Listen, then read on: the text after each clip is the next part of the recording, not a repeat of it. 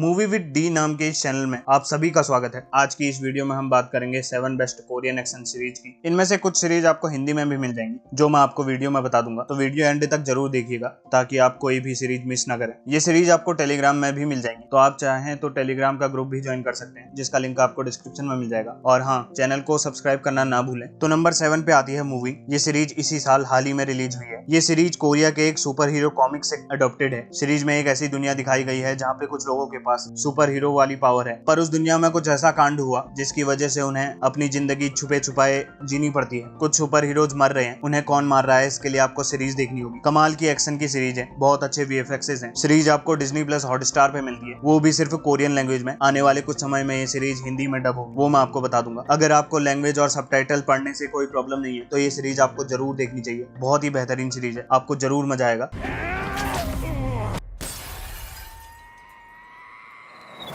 누군가 삭제하고 있다. 난 내 방식대로 존재하겠다. अगली सीरीज है कनेक्ट। इस सीरीज में एक आदमी है जिसकी बॉडी को आप कितना भी डैमेज करो वो अपने आप ही कनेक्ट हो जाती है। आप कितना भी काटोगे वो फिर से जुड़ जाएगी। पर स्टार्टिंग में ही इस आदमी के साथ एक ऐसा कांड होता है जिसमें इसको अपनी आंख खोनी पड़ती है। सीरीज में एक सीरियल किलर भी है जो लोगों को बेरहमी से मार रहा है, वहीं अपने हीरो को अपनी आंख भी ढूंढनी है। अब इन सब में क्या कनेक्शन है इसके लिए आपको सीरीज देखनी होगी। सीरीज में सिर्फ 6 ही एपिसोड हैं। ये आपको डिज्नी प्लस हॉटस्टार पे मिल जाती है। ये सीरीज हिंदी में नहीं है, ये सीरीज सिर्फ आपको इंग्लिश और कोरियन लैंग्वेज में ही मिलेगी। सीरीज में बहुत ज्यादा ब्रूटैलिटी है, बहुत अच्छा एक्शन है, बहुत मारकाट है। अगर आपको ऐसी सीरीज पसंद है जिसमें ब्रूटल एक्शन सीन्स हैं तो आपको ये सीरीज जरूर देखनी चाहिए। एक ट्राई जरूर दे सकते हैं।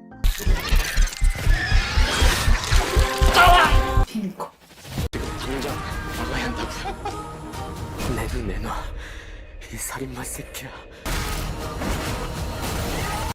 अगली सीरीज है एल्केमी ऑफ सोल्स। सीरीज में एक शैडो असैसिन है नाक्सू, जिसके पास कुछ पावर्स हैं। जैसे वो एक सोल को एक बॉडी से दूसरी बॉडी में ट्रांसफर कर सकता है। नक्सू ने सोल ट्रांसफर की और वो कहीं और पहुंच गया। वहां वो जंगुक से मिलता है जिसके पास पावर्स तो हैं, पर उसने वो अपनी पावर्स एक्सप्लोर नहीं की है। अपनी पावर्स को एक्सप्लोर करने के लिए उसे नक्सू की मदद चाहिए जिससे उसे कुछ एनर्जी मिले। अब नक्सू की मदद से जंगुक अपनी पावर्स को कैसे एक्सप्लोर करता है इसके लिए आप सीरीज देखिए। ये सीरीज आपको नेटफ्लिक्स में मिल जाएगी, वो भी कोरियन और इंग्लिश लैंग्वेज में, हिंदी में नहीं है।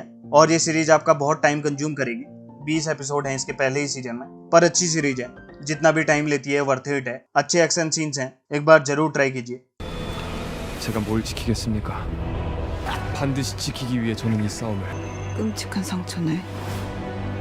네 손에 든 그 칼이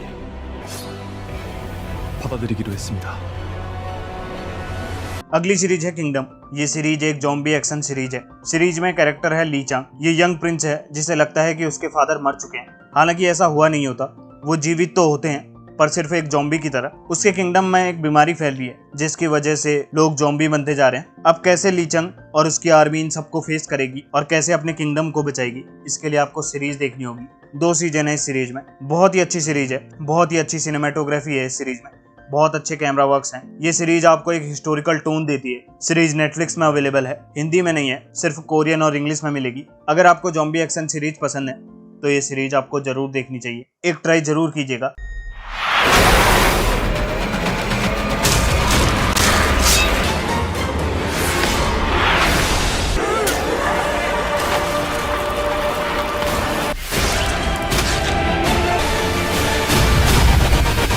अगली सीरीज है tale of the 9 tailed. Series की कहानी एक ऐसे आदमी को फॉलो करती है जो एक 9 टेल्ड फॉक्स है जो बुरे लोगों को मारता है। अब ऐसा वो क्यों करता है उसके लिए काफी सारे रीजंस हैं जिसके लिए आपको सीरीज देखनी होगी। सीरीज में दूसरा पहलू है सीरीज की मेन एक्ट्रेस को लेकर, जिसने अपने माँ बाप खो दिए और अब उसने उस हत्यारे को ढूंढना है। अब इन दोनों की कहानी कैसे जुड़ती है इसके लिए आपको सीरीज देखनी होगी। ये सीरीज आपको नेटफ्लिक्स में मिलेगी, हिंदी में नहीं है। सीरीज में बहुत अच्छा ह्यूमर है, थोड़े बहुत अच्छे एक्शन सीन्स भी हैं। एक ट्राई जरूर दे सकते हैं आप इस सीरीज को। 인시성까지 수호석 찾아서 돌아와. 왜 하필? 오랜만이야, 여우. 근데 싸움 잘하는 년. 그럼 이 지대 사람들은 왜 나만 보면 죽일 듯이 달려드는 거야? 조선 루 नंबर 2 पे आती है विंसेंजो। ये सीरीज कोरियन हिस्ट्री में one of the most watched series है। विंसेंजो एक इटालियन माफिया के लिए काम करता है, वो एक लॉयर भी है। अब किसी वजह से वो कोरिया लौट जाता है। यहाँ विंसेंजो का क्लैश होता है एक बहुत ही बड़े इंडस्ट्रियलिस्ट से जो बहुत ही पावरफुल है। अब विंसेंजो इसका सामना कैसे करता है एज अ लॉयर भी एज अ माफिया भी, इसके लिए आपको सीरीज देखनी होगी। ये सीरीज नेटफ्लिक्स में हिंदी में अवेलेबल है। बहुत ही बेहतरीन सीरीज है, बहुत अच्छे एक्शन सीक्वेंसेस हैं। सीरीज में थोड़ा बहुत थ्रिल भी है जिसके लिए आपको ये सीरीज अच्छी तरह से देखनी होगी। इस सीरीज में आपको सब कुछ मिलता है, सस्पेंस, एक्शन, रोमांस, कॉमेडी, सब कुछ। एक ट्राई जरूर दीजिएगा। 나대지 마라. 사람 목숨 해치는 건 하지 말죠. 난 이 쓰레기 같은 짓을 난 협상이 아니라 경고를 하러 온 거야. अगर आप यहाँ तक आ गए हैं तो मैं आपको एक बोनस सीरीज बताता हूँ। सीरीज का नाम है आइलैंड। ये एक फैंटेसी कोरियन एक्शन सीरीज है। इस सीरीज में जो लीड एक्टर्स हैं वो मॉन्स्टर हंटर का रोल प्ले करते हैं। उन्होंने एक लड़की को बचाना है सारे मॉन्स्टर से ताकि वो दुनिया को भी बचा सके। इन मॉन्स्टर हंटर्स के पास थोड़ी बहुत सुपर पावर्स हैं, इसलिए इस सीरीज में बहुत सारे एक्शन सीन्स भी देखने को मिलते हैं। बहुत अच्छा वीएफएक्स है। सीरीज अच्छी है पर हिंदी में नहीं है। ये सीरीज आपको हिंदी सबटाइटल्स के साथ अमेजन प्राइम में मिल जाएगी। एक ट्राई जरूर कर सकते हैं। 정남기가 그 여자를 지킬 겁니다. 이런들었는데 왜 나를 쫓아다니는 거야? 네 운명이 그것들을 부르거든.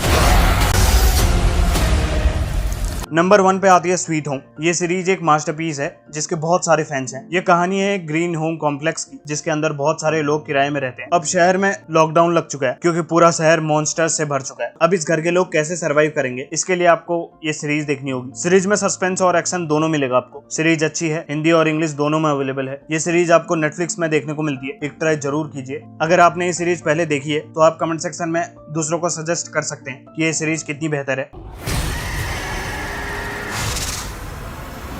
환각 등의 증상을 보이는 자는 격리하시고. 대체 무슨 일이?